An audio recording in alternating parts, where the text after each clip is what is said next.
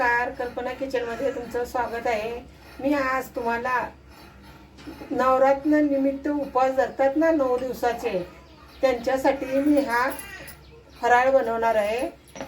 इडली आणि ढोकळा।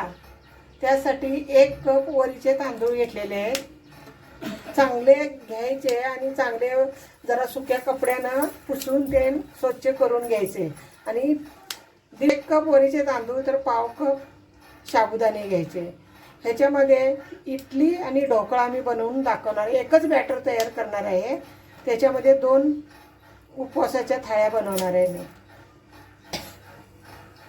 आता वरीचे तांदूळ मिक्सरच्या भांड्यामध्ये घालून बारीक करून घ्यायचं, एकदम रवाळ करून घ्यायचं। जाडा रवा कसा असतो त्या पद्धतीनं रवा बारीक करून घ्यायचा। साबुदाणे पण त्याच पद्धतीनं एकदम असं जाडसर असं रव्यासारखं साबुदाणे पण बारीक करून घ्यायचं। वरीचे तांदूळ हे बघा कसं जाडसर असं जाडा रवा कसा असतो त्या पद्धतीनं बारीक करून घ्यायचं आणि त्याच पद्धतीनं हे बघा साबुदाणे पण हे बघा कसं रवाळ एकदम असं हे पण बारीक करून घेतलेलं आहे। आता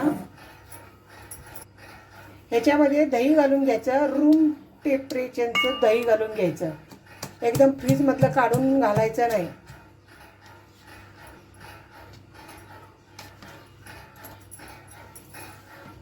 दीडशे ग्रॅम दही टाकले। आता हे साबुदाण्याचं बारीक केलेलं पावडर टाकून घेते त्याच्यात आणि आता चवीनुसार मीठ घालून घ्यायचं बघा। आता हे चांगलं मिक्स करून घ्यायचं।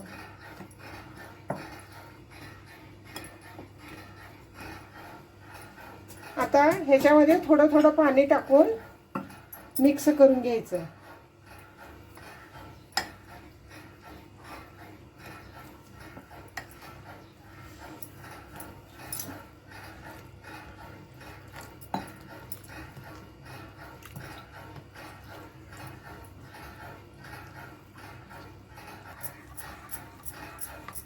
हे बघा असं ना खेटून घ्यायचं एकदम एक जीव। जेवढं खेटाल तेवढी तुमची इडली ढोकळा छान होणार।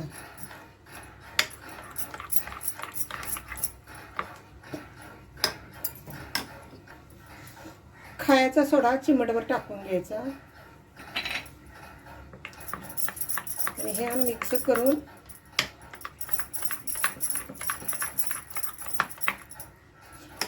हे बघा हे बॅटरचं असं एकदम दुरदुरीत असं झालं पाहिजे। जास्त पातळ नाही जास्त घट नाही। आता मी हे 10 मिनिटासाठी झाकण ठेवून देते। मी उपवासासाठी खोबऱ्याची चटणी बनवणार आहे। ओलं खोबरं घेतलंय बघा।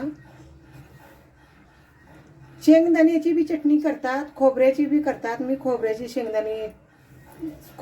चटणी करते। आता याच्यामध्ये हे टाकून करते। अर्धी वाटी घेतलेलं आहे आणि दही चमचभर टाकायचं। ओल्या मिरचीचं 2 तुकडं। तुम्ही जर उपवासला अद्रक जर खात असाल तर अद्रकचा तुकडा टाकला तरी चालेल। मी नाही टाकत, मी खात नाही म्हणून मी टाकत नाही। फक्त ओली मिरची टाकलेली आहे आणि कोथिंबीर पण तुम्ही जर वाटणात घेत असाल, उपवासला चालत असेल तुम्हाला, कोथिंबीर जरी टाकली तरी चालेल। मी टाकणार नाहीये। जिरं पण टाकतात, तरी पण मी जिरं उपवासला मी खात नाही म्हटल्यानंतर मी टाकत नाही।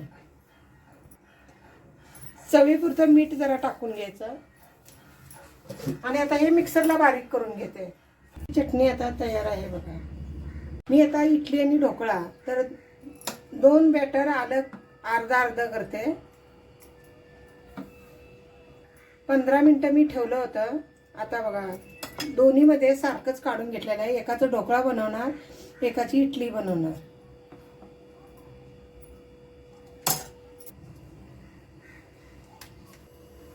आता इडली पात्राला तेल लावून घ्यायचं।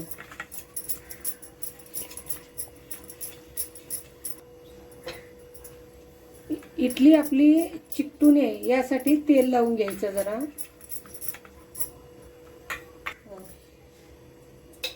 2 दुसऱ्या बी इडली पात्राला तेल असं छानपैकी लावून घ्यायचं, म्हणजे इडल्या आपल्या पटापट पटापट उचलतात.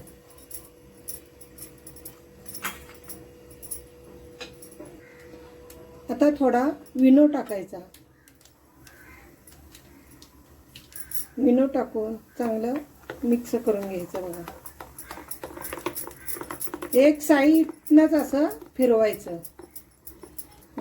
विनो टाकल्यानंतर पटाक्षण इडली पात्रामध्ये हे पीठ घालून घ्यायचं असतं, म्हणून मी विनो आधीच या प्लेटला तेल लावून घेतलेलं आहे. पाणी पण गरम करत ठेवलेलं आहे.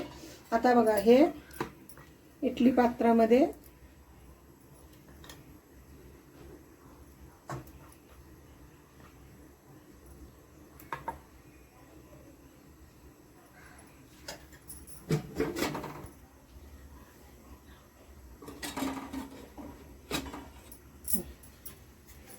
आता हे गरम पाण्याच्या इडलीच्या भांड्यामध्ये मी प्लेट ठेवून दिली. आता दुसरी पण मी याच पद्धतीनं ठेवून देते.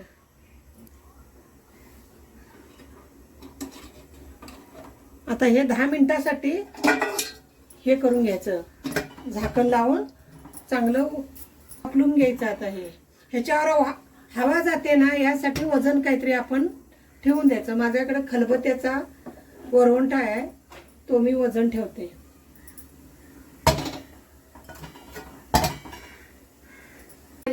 तेल चांगलं लावून घ्यायचं, का तर ढोकळा आपला चिकटू नये यासाठी.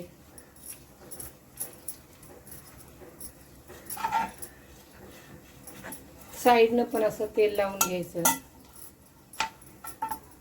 आता हे साईडला ठेवते. आता हे बॅटर घेतलेलं आहे, ह्याच्यामध्ये 1 चमच तेल टाकायचं ढोकळ्याच्या बॅटरमध्ये आणि पैच्या साह्यानं, चमच्याच्या साह्यानं चांगलं घोटून घ्यायचं.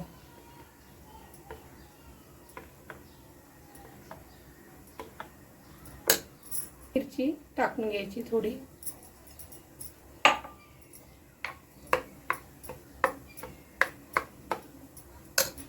आता विनो टाकून घ्यायचा.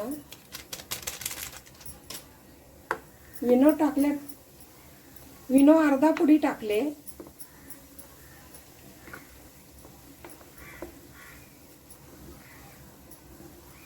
आता विनो टाकल्यानंतर पटकन आपण ढोकळ्याच्या भांड्यामध्ये ओतून घ्यायचं.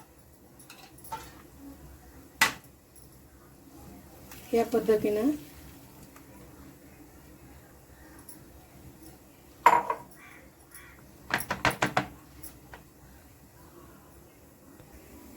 असं अलगद ठेवून द्यायचं. पाणी गरम झालेलं आहे. आता हे 15 मिनिटासाठी मी असं झाकून ठेवणार आहे. आता मी तांब्या वजनासाठी ठेवलेला आहे. माझी आता इडली बघा शिजून तयार झालेली आहे. बघा किती छान हे झालेली आहे. हे बघा असं इडली पात्रामधून हे आता साईडला काढून घ्यायचं. इडलीचं भांडच मी असं एकदम थंड जरा करून घेतलं आणि आता मी इडली पात्रातून काढून साईडला प्लेटा घेतलेल्या आहेत. आता सुरीच्या साह्यानं बघा, सुरीच्या साह्यानं, चमच्याच्या साह्यानं हे करू शकतो. हे बघा ह्या अशा कडा सोडून घ्यायच्या.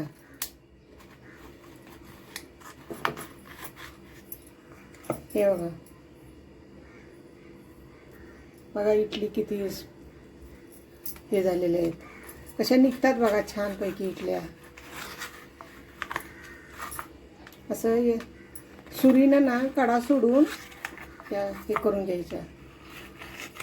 ह्या बघा इडली पात्रामधून आता हे बघा किती छान किती सुरेख झालेत बघा.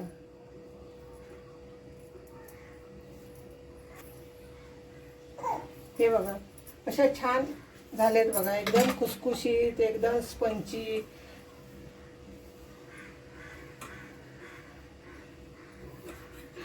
आणि तुम्ही पण अशाच वरीच्या इडल्या तुम्ही आणि साबुदाण्याच्या तुम्ही पण करून बघा. हे बघा अशा इडल्या तुम्ही करून बघा. हा ढोकळा बघा माझा आता शिजून तयार झालेला आहे. आता ह्या कडा अशा सोडवून घ्यायच्या आणि आता ताटामध्ये उपडी घालायचा.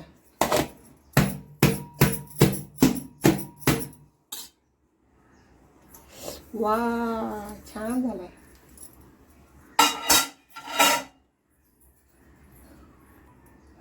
बघा किती छान एकदम सॉफ्ट झालेलं आहे बघा. मी आता हे कट करून घेतो. मी आता हे चौकोनी कटिंग करून घेणार. तुम्हाला जसं आवडेल त्या पद्धतीनं तुम्ही कटिंग करून घ्या.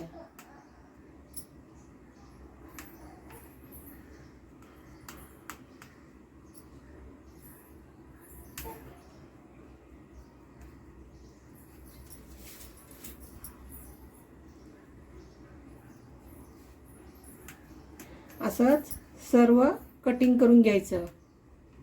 छान झालंय.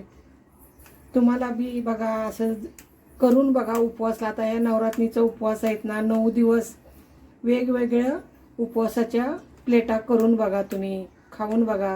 हे खूप ढोकळा छान झालेला आहे. या पद्धतीनं तुम्ही पण बघा करून. आता थोडं तेल टाकून घ्यायचं चमचभर. तडक्यासाठी, ढोकळ्याच्या तडक्यासाठी थोडं तेल ओतून घ्यायचं, चमचभर तेल. तुम्हाला जर उपवासला राई जर चालत असली तर राई टाकू शकताय, जिरं टाकू शकताय. मी फक्त राई टाकते तडक्याला, जिरं नाही टाकणार.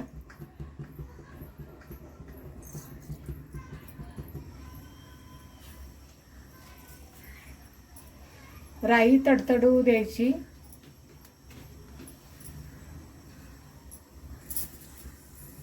राई बघा कशी तडतडायला लागली.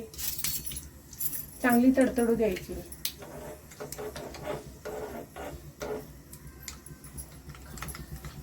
आता याच्यात कढीपत्ता टाकायचा, मिरची टाकायची,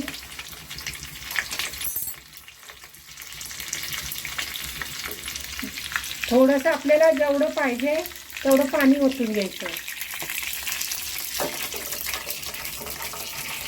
आता थोडी साखर टाकून घ्यायची.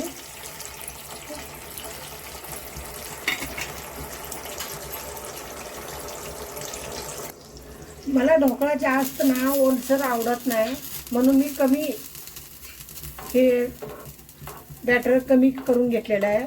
तुम्हाला जर जास्त ओला पाहिजे असला ढोकळा तर जास्त करू शकता. पाण्याला आता उकळी आलेली आहे. आता हे पाणी ढोकळ्यावर ओतून घ्यायचं.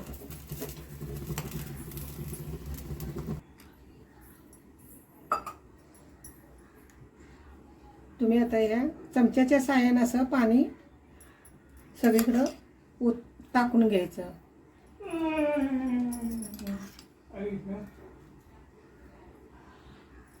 उपवासला काहीतरी चटक मटक असं खायची इच्छा होते. दिवसभर उपवास असतो आपला आता नवरात्रीमध्ये, तर तुम्ही हे असं करून बघा, छान लागतं. ओलं खोबरं टाकून घ्यायचं. असं कोथिंबीर नाही ना टाकत आपण, मग ओलं खोबऱ्याचं असं जरा हे टाकायचं किसून.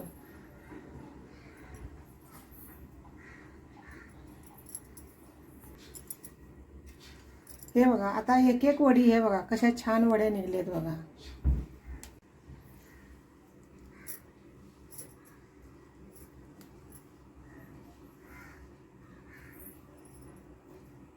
अशा वड्या अशा ठेवून घ्यायच्या.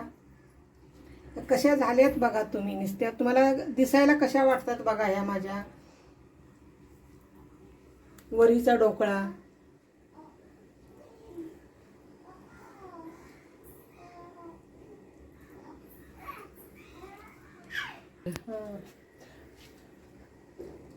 उपवासासाठी मी ह्या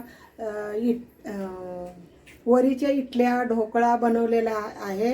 हे तुम्हाला कसं वाटलं ते मला लाईक करा, शेअर करा, कमेंटमध्ये सांगा. नवीन असाल तर सबस्क्राईब करा. अजून तुम्हाला नवीन नवीन असेच व्हिडिओ तुम्हाला हे करेन. तुम्ही मला कमेंटमध्ये सांगा माझा इडली आणि ढोकळा वरीच्या तांदळापासून कसा झालाय तो मला सांगा कमेंटमध्ये. अशाच मी तुम्हाला नवीन नवीन रेसिपी दाखवत जाईन. हे बघा माझा ढोकळा किती स्पंजी झालाय बघा. हे बघा एकदम ह्याच्यासारखा. इडली पण बघा किती छान झालेली आहे. तुम्हाला इडली पण एक हे करून दाखवतो. इडली पण बघा.